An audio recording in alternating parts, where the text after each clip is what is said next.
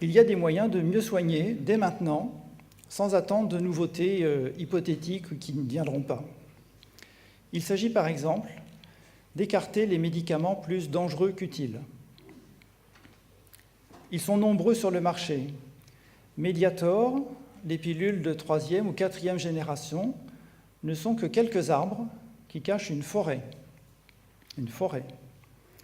Chaque année, la plupart des nouveaux médicaments sont autorisés sur le marché sans preuve de progrès tangible pour les patients.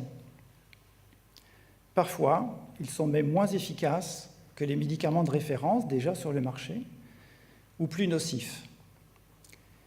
Mais pour autant, en général, une promotion efficace leur donne une image positive aux yeux des patients et des soignants. Il y a des leaders d'opinion renommés qui interviennent ici ou là dans tel ou tel congrès, tel ou tel média spécialisés, qui interviennent en faveur de ces médicaments qui leur paraissent vraiment très intéressants, avec quelques limites bien sûr, parce qu'il faut être crédible, mais très intéressants. Et puis ces opinions sont relayées de proche en proche, de spécialiste en spécialiste, jusque finalement aux pharmaciens d'officine, aux médecins généralistes, à l'interne des hôpitaux. Et puis souvent, en parallèle, il y a des campagnes de presse destinées au grand public qui mettent en avant toute l'importance de tel ou tel problème de santé, qui est d'ailleurs beaucoup plus fréquent qu'on ne croit, et que peut-être on est soi-même atteint, et qu'il vaudrait mieux en parler aux médecins ou aux pharmaciens. Et justement, médecins et pharmaciens ont entendu parler que oui, il y a un nouveau médicament pour ce problème. La boucle est bouclée, et beaucoup de personnes sont exposées à ces médicaments. Et puis il y a d'autres médicaments plus anciens, dont les espoirs initiaux d'efficacité ont été déçus par la poursuite de l'évaluation. Ou bien on s'est rendu compte qu'ils sont bien plus dangereux qu'on ne pensait. Mais d'une façon générale, les données en défaveur des médicaments et les mises en garde qui s'ensuivent sont peu perceptibles. Elles sont noyées dans le flot de la promotion. Et vous avez vu avec l'actualité sur les pilules de 3e génération ce qu'il en était. Alors les soignants de première ligne qui portent attention à ces alertes, à ces signaux, à la révision des connaissances, et qui veulent agir dans l'intérêt premier des patients, sont en difficulté, parce qu'ils sont à contre-courant de l'opinion de beaucoup de spécialistes, ils sont à contre-courant des autorisations de mise sur le marché, et ils sont à contre-courant des décisions de remboursement des assureurs maladie, assurance obligatoire ou assurance complémentaire. Et finalement, les patients se retrouvent confrontés à des positions contradictoires, sont désorientés et perdent confiance.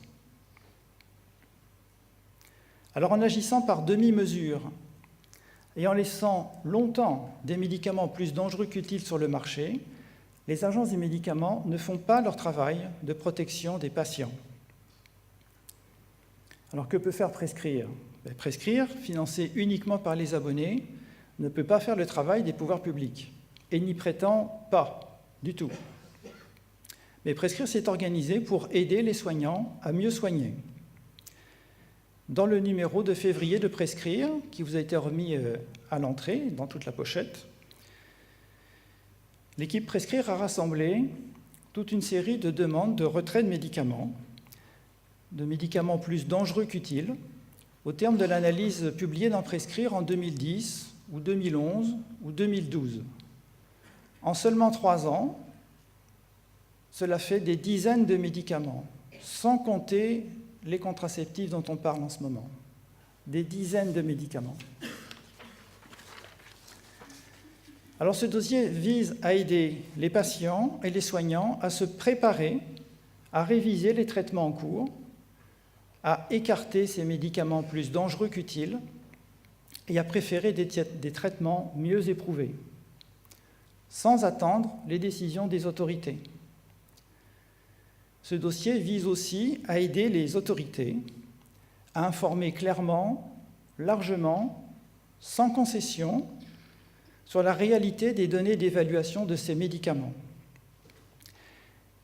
et à préparer activement le retrait programmé de ces médicaments. Au niveau français d'abord, bien sûr, et au niveau européen, puisqu'une grande partie de la régulation se passe au niveau européen et que, bien sûr, l'ensemble de la population doit être protégée. Ces retraits s'imposent pourvu que les autorités assument bien leur mission première, qui est la protection des personnes.